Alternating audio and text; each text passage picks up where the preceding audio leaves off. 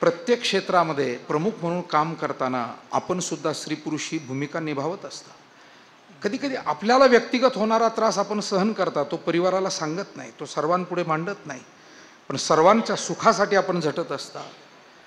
ज्ञानोबाराय तुकोबाराय या सर्व महात्म्यांनी, नाथ महाराज आणि सगळ्या महात्म्यांनी हेच कार्य केलं. सर्व संतांच्या जीवनामध्ये संघर्ष आला, परंतु त्यांनी ती दुःख कधी प्रगट केली नाही.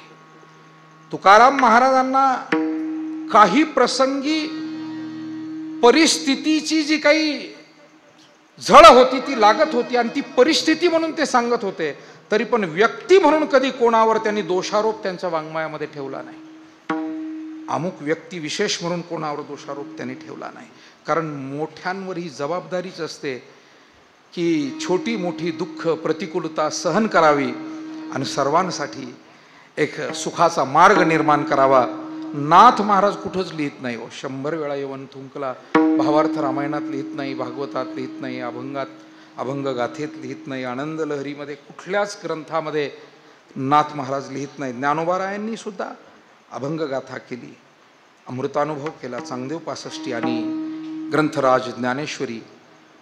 पण सिद्धबेटात पाठवलं गेलं, आळंदी गावातून बाहेर काढलं, याचा उल्लेख एका साध्या अर्ध्या ओवीत सुद्धा कुठेही झालेला आपल्याला आढळत